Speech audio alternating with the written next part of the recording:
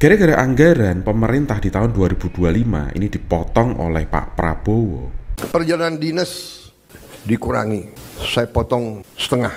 Perusahaan milik swasta ini ternyata terancam bangkrut gulung tikar loh Pak. Dan kalau kamu kerja di perusahaan dengan tipe seperti ini, siap-siap ya Pak untuk cari kerja di tempat atau di sektor lainnya. Kalau kalian subscriber channel ini dari awal, kalian akan sadar bahwa ada garis lurus yang menghubungkan antara video satu dan video lainnya, yaitu di mana saya selalu getol-getolnya untuk mengedukasi orang buat siap-siap untuk di PHK. Ya, ini bukan mendoakan kalian semoga cepat di PHK ya, nggak gitu ya. Nah, channel ini sendiri dibuat karena saya sendiri adalah korban dari PHK dari sebuah perusahaan startup di tahun 2023. Dan saya pribadi bukannya saya dendam ya, bahkan ya ini salah satu anugerah dari itu perusahaan. Karena kan saya di sana otomatis dapat ilmu, dapat pengetahuan ya. Dan daripada nyumpahin perusahaan tersebut itu bangkrut karena mem-PHK saya, ya saya ambil sisi positifnya ya. Karena ketika nganggur ini saya bisa ngelihat peluang-peluang ya yang nggak bisa dilihat ketika saya kerja. Karena ya namanya pengangguran kan harus survival ya, pakai apa yang kita punya. Jadi di situ saya menggali bakat lagi nih, bakat terpendam saya tuh apa? Bahasa kasarnya kepepet ya. Dan dari sini skill yang ternyata saya miliki selama ini mulai digali dan ya sampai sekarang bisa menghasilkan uang ya. Nah sekarang apakah kalian ini harus jadi pengangguran dulu untuk punya skill tersebut? Seharusnya enggak ya. Harusnya ketika kalian masih kerja dan masih digaji saat ini, carilah skill yang bisa digunakan untuk side hustle. Karena bisa jadi side hustle kalian ini nanti bakalan bisa jadi pekerjaan utama. Karena apa? Karena di depan mata nih ada perusahaan swasta, dan mungkin ini salah satu usaha bos kamu ya, yang menggantungkan 80% revenue penghasilan perusahaannya itu dari project-project yang dimiliki oleh pemerintah. Dan ketika anggaran di berbagai kementerian, di berbagai sektor pemerintahan ini dipotong oleh Pak Prabowo, nah siap-siap nih. Antara kamu harus kena PHK karena efisiensi perusahaan, atau ya kena PHK karena perusahaan di mana kamu kerja sekarang ini nggak kuat lagi bayar gaji kamu. Ya karena perusahaannya bangkrut ya, atau gulung tikar ya. Nah sekarang perusahaan apa sih yang di depan mata dan menggantungkan 80% revenue perusahaannya itu menggantungkan dari proyek-proyek pemerintah. Nah ini dipotongnya anggaran di berbagai kementerian. Ternyata banyak industri di hospitality ini terancam bangkrut Pak. Utamanya itu hotel bintang 4 dan bintang 5 ya. Dan restoran mewah yang punya ballroom gede atau hall meeting besar itu juga bisa kena dampaknya nih.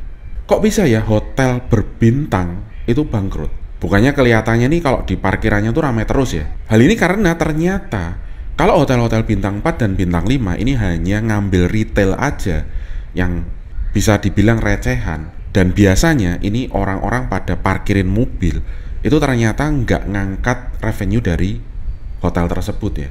Karena ternyata hotel berbintang dan restoran mewah saat ini itu 80% penghasilannya tiap bulan itu disupport oleh event-event dari pemerintah, baik dari kementerian maupun dari kedinasan. Dan para kementerian dan kedinasan ini ya, ini sangat suka sekali ya bikin acara yang sangat menghambur-hamburkan uang pajak rakyat. Misalkan dengan memilih paket paling mahal seperti paket full board. Nah apa sih paket full board itu? Jadi event full board ini bisa dibilang paket termahal yang ada di hotel berbintang ya. Karena paket ini terdiri dari sewa ruang meeting, terus juga termasuk makan siang 3 kali, makan pagi, makan siang, sama makan malam. Habis itu masih dapat 2 kali snack lagi, snack pagi dan snack sore. Terus tidurnya ini juga di hotel tersebut, yang publish rate-nya ini bisa jadi setengah gaji UMR kamu. Dan para kementerian dan kedinasan ini sekali pesen ini borongan loh Pak.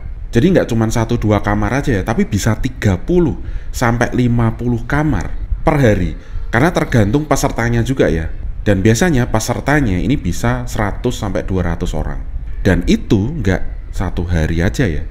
Karena biasanya ini bisa 3 sampai 4 hari.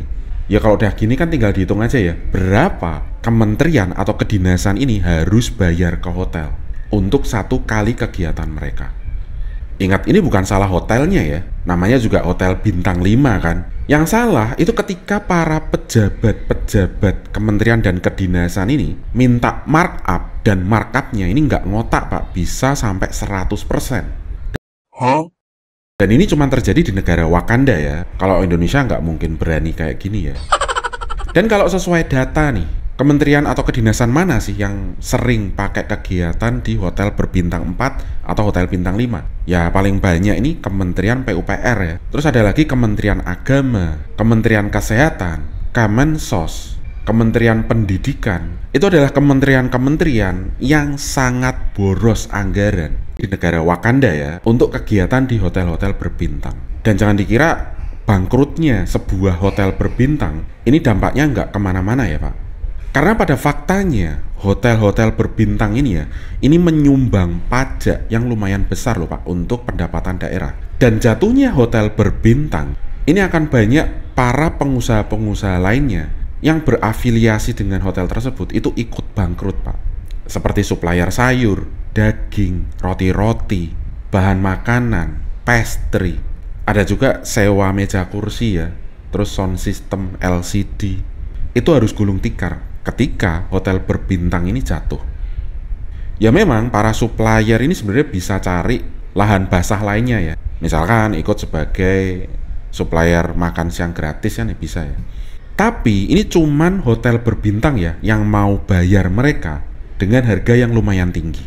Apalagi hotel-hotel berbintang ini secara konsisten ya, ini bisa membeli dagangan mereka ini tiap hari dan tiap bulan. Ya tentunya para supplier ini juga harus ngasih kualitas yang bagus ya. Misalkan sayurnya ini harus yang fresh, buahnya harus yang bagus ya. Karena memang di mana-mana hotel berbintang ini makanannya tuh sudah pasti standarnya tuh standar bagus. Nah, kejatuhan hotel berbintang ini ternyata ini juga dipercepat dengan sangat jarangnya para hotel-hotel berbintang ini masuk ke corporate. Sales corporate kasihan tuh. Udah kerjaannya paling susah, revenue-nya paling kecil, dan gampang banget nih kalau nggak achieve target dipecat. Karena dianggap kalah saing ya sama sales khusus untuk pemerintahan. Padahal sales pemerintahan ini bisa dibilang ya pekerjaannya sangat-sangat gampang ya. Ngurusin 5 sampai 10 orang aja ya di pemerintahan ya, itu bisa menghasilkan miliaran loh. Dibandingkan sales corporate yang itu harus 100 perusahaan dulu nih baru bisa achieve angka yang sama yang dihasilkan oleh sales pemerintahan. Dan paling unik lagi, bisa dibilang ya hotel berbintang kebanyakan yang ada di Indonesia ini masih pakai sistem promosi ala-ala company ya. Door to door, sebar flyer di jalanan. Dan menurut kalian nih, di zaman serba digital sekarang, dimana orang udah pakai gadget kemana-mana ya, bahkan ke kamar mandi aja mesti bawa HP kan, masih efektif nggak sebar flyer di jalan? Menurut kalian gimana Pak?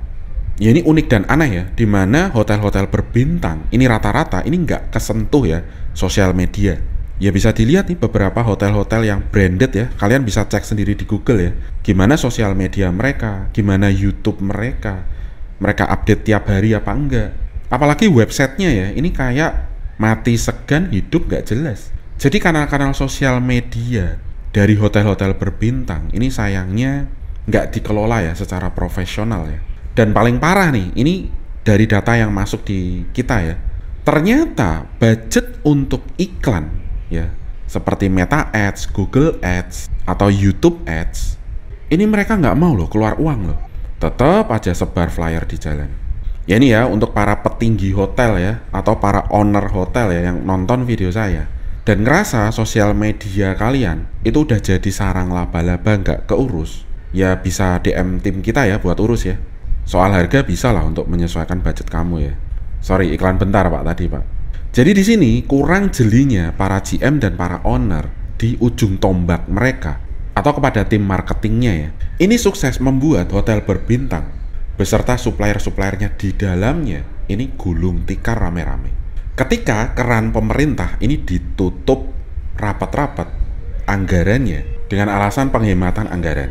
Dan nggak mungkin dong hotel berbintang, bintang 4 dan bintang 5 ya, ini bisa hidup dari sisa 20% penghasilannya aja. Untuk bayar karyawan aja udah pasti kurang ya. Nah ini kalau kamu kerja di perhotelan, restoran mewah, atau ya salah satu supplier di hotel-hotel besar, ya siap-siap aja ya. Menurut kalian perusahaan apa lagi nih Pak yang bakal menyusul kebangkrutan hotel-hotel mewah di Indonesia karena dampak dari penghematan anggaran ala Pak Prabowo ini? Bagi infonya ya di kolom komentar ya.